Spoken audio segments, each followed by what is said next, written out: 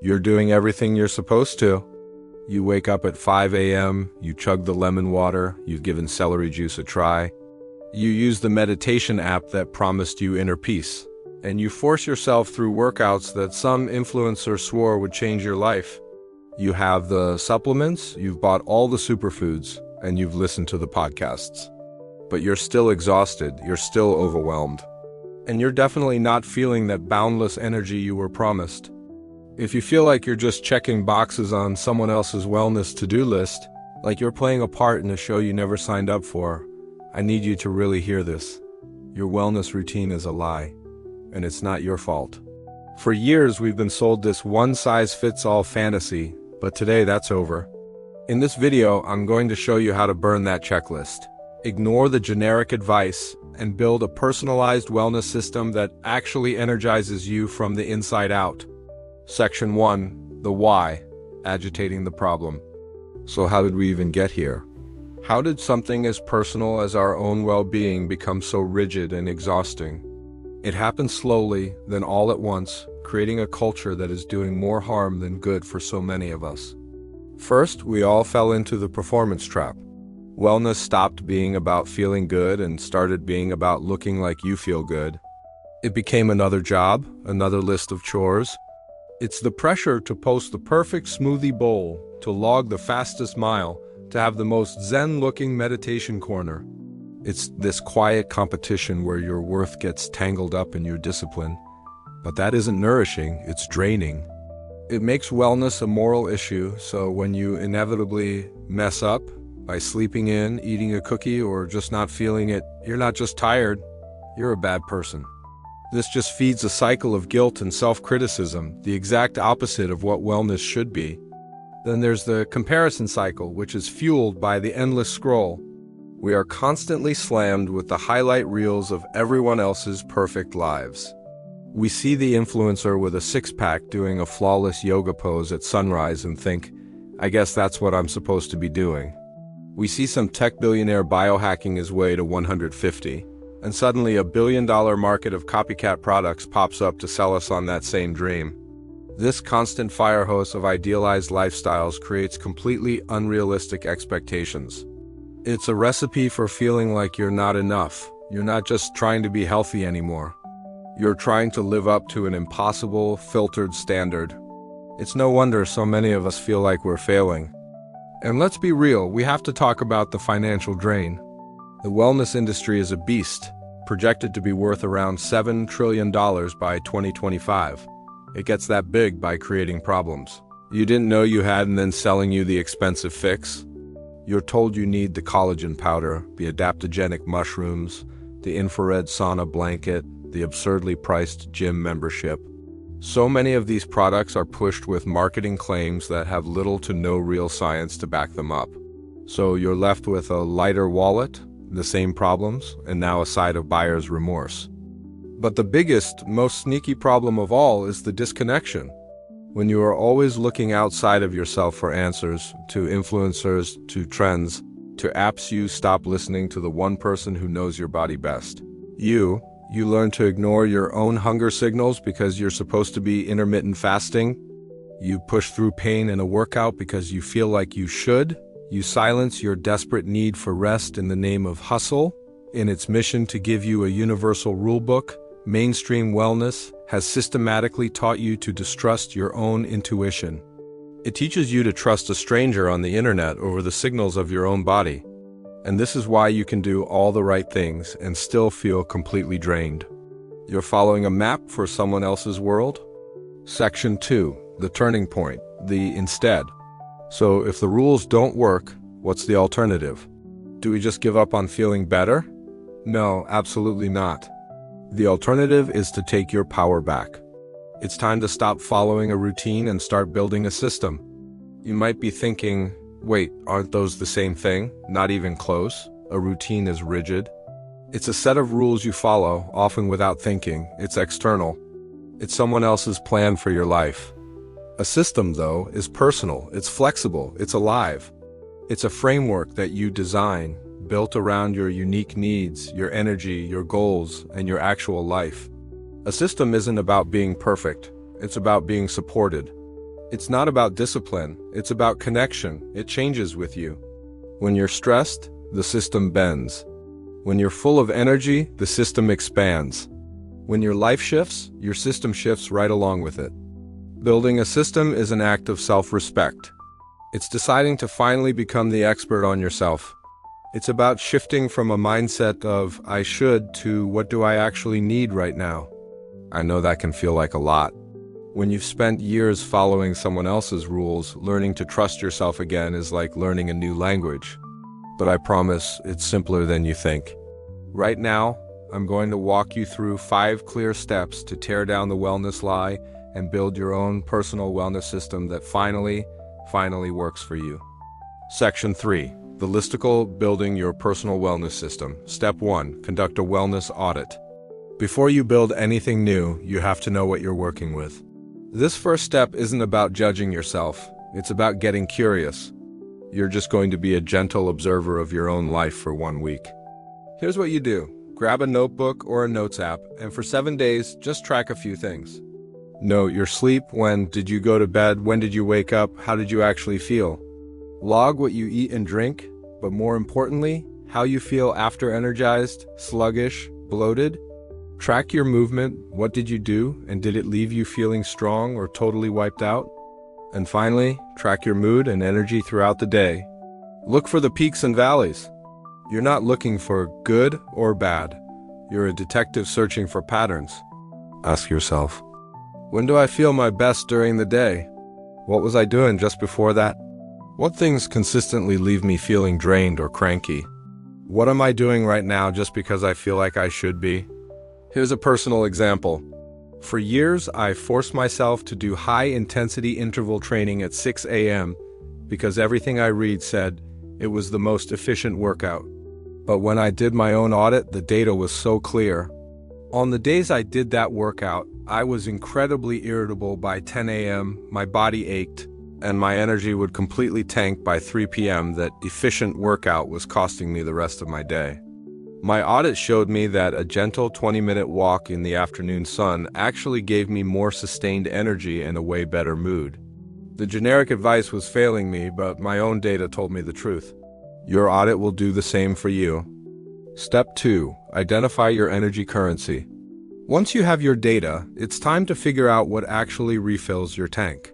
Wellness isn't just one thing. Think of it like a portfolio with different accounts: physical, mental, emotional, social, and spiritual. For each of us, there are 1 or 2 areas that give us the biggest return on our well-being when we invest in them. These are your energy currencies. Your job is to figure out what your primary currencies are. Look at your audit. Where do you feel the most drained? What part of you is screaming for help? Is it physical? Do you feel stiff, tired, and just disconnected from your body? Maybe your currency is joyful movement or deep, restorative sleep. Is it mental? Is your mind just racing and cluttered? Your currency might be 10 minutes of total silence, reading a book, or learning something new just for fun. Is it emotional? Do you feel flat, reactive, or unsupported? Maybe your currency is journaling to get your feelings out or practicing gratitude to change your view. Is it social? Do you feel lonely? Your currency could be a weekly phone call with your best friend or joining a local group. Is it spiritual? Do you feel a lack of purpose or connection to something bigger than you? Maybe your currency is time in nature, volunteering, or a meditation practice. Don't try to fix everything at once. That's the old way. Pick 1 or 2 areas that feel the most important for you in this season of your life. If you're fried from work, your focus probably needs to be on mental and emotional rest, not on starting a crazy new workout plan. Be honest with yourself. This is what personalization is all about. Step 3. Master the minimum effective dose. This might be the most radical and freeing step of all. It's the perfect antidote to the all-or-nothing thinking that makes so many of us burn out and quit. The idea is simple. What is the smallest possible action you can take that still makes a positive difference? The wellness industry loves extremes: the 1-hour workout, the 60-minute meditation, the complete diet overhaul. But real, lasting change isn't built on extremes. It's built on consistency. So let's reframe this. Instead of a 60-minute meditation, what's the minimum effective dose? Maybe it's taking 3 deep breaths before you get out of your car at work. Instead of changing your entire diet, what if the minimum dose is just adding 1 vegetable to your lunch? Instead of that 90-minute gym session you dread, what if it's a 10-minute walk after dinner? This works for 2 big reasons. First, it makes it almost impossible to fail. The bar is so low you can clear it even on your worst day. This builds momentum and trust in yourself. Second, it honors your real-world energy. Some days you'll have the energy for more, and that's awesome. But the minimum dose is your baseline. It's that non-negotiable act of self-care you give yourself no matter what. A 10-minute walk every single day is so much more powerful than 1 heroic gym session a month. Master this, and you'll finally break that cycle of starting and stopping. If this idea of the minimum effective dose is landing with you, if it feels like a breath of fresh air, do me a favor and hit that like button. It lets me know I'm on the right track.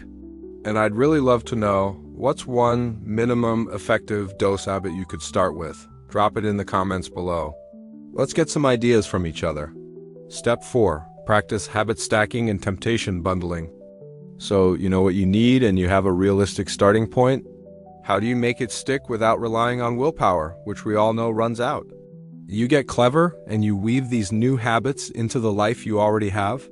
2 of the best ways to do this are habit stacking and temptation bundling. Habit stacking comes from James Clear's book, Atomic Habits.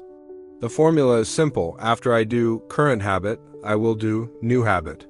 You just attach your new habit to something you already do on autopilot. For example, instead of just trying to remember to stretch, the rule is, after I brush my teeth, I will stretch for 3 minutes. Instead of hoping you'll remember to journal, it's, after I pour my morning coffee, I will write down 1 thing I'm grateful for. Instead of procrastinating on your 10-minute walk, it's, immediately after I close my laptop for the day, I will put on my walking shoes. You're not trying to find a new time in your day. You're just piggybacking on a moment that already exists. Temptation bundling is habit stacking's more fun cousin. Here, you pair something you want to do with something you need to do. For example, I only get to listen to my favorite true crime podcast while I'm prepping my meals for the week. I can only watch the next episode of that show I'm binging while I'm on the treadmill. I'll save that fancy, delicious coffee I love for the 15 minutes I spend planning my week on Sunday. By linking something you crave to a habit you're trying to build, you use your brain's own reward system to your advantage. You actually start to look forward to the habit instead of dreading it. These aren't tricks. They're just smart ways to design a system that works with your brain, not against it. Step 5. Schedule regular system check-ins. This last step is what makes sure your wellness system stays alive and doesn't just turn into another list of rigid rules. A system isn't set in stone, it has to evolve as you do. You have to give yourself permission to change what isn't working anymore. This is where you schedule regular check-ins with yourself.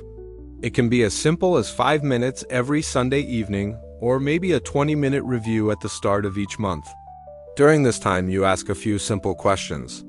Asterisk, asterisk, what's working really well in my system? Asterisk, asterisk, what feels good and supportive? Let's celebrate that. Asterisk, asterisk, what feels like a chore? Asterisk, asterisk, what am I avoiding or resisting? That's not a failure, it's just data. It's a sign that this habit might not be the right fit anymore, and that's okay. Asterisk, asterisk, how has my life changed recently? Asterisk, asterisk, am I under more stress? Is the season changing? Your needs during a crazy project at work are different from your needs on vacation. Your system should reflect that. Asterisk, asterisk, what new minimum effective dose do I want to try this month? Asterisk, asterisk, and just as important, what can I let go of to make room for it? This regular check-in is the ultimate act of trusting yourself. It proves that you are in control. You are not failing if you need to change something. You are adapting. You are listening. You are honoring your own journey. A system that works for you in your 20s might not serve you in your 40s. What works in winter might need a tweak for summer. This flexibility is what makes a personal system last a lifetime. So now that you have these 5 steps, I want to invite you to take the first step right now. The comments section is a judgment-free zone. Share one wellness rule that you are officially giving yourself permission to break, starting today. Is it the 5 a.m. alarm? Is it cutting out an entire food group? Is it the guilt over skipping meditation? Let's create a massive, liberating list of all the things we're finally letting go of. And if this video gave you a sense of relief or a new way to think about all this, please consider subscribing. We're a community that's all about ditching the fluff and getting real about what it actually takes to feel good on your own terms. The main thing to remember is this: it's time to move from rigid rules to a personal, flexible system. True well-being isn't about forcing yourself into a box that was built for someone else. It starts with a simple, honest wellness audit to see what's really going on. From there, you find your unique energy currency, the things that actually need your care. You then use the power of the minimum effective dose to build consistency and stop the burnout cycle. You make it all stick with clever tools like habit stacking and temptation bundling. And most importantly, you stay in charge with regular system check-ins, giving yourself the grace to adapt and evolve. True wellness isn't found in a perfect Instagram feed, a miserable diet, or a workout you hate. It's not about perfection at all. It's about connection, a deep, honest connection to yourself. It's about listening to your body, honoring what it needs, and building a life that supports you instead of drains you. So please do yourself a huge favor. Ditch the routine and go build your system.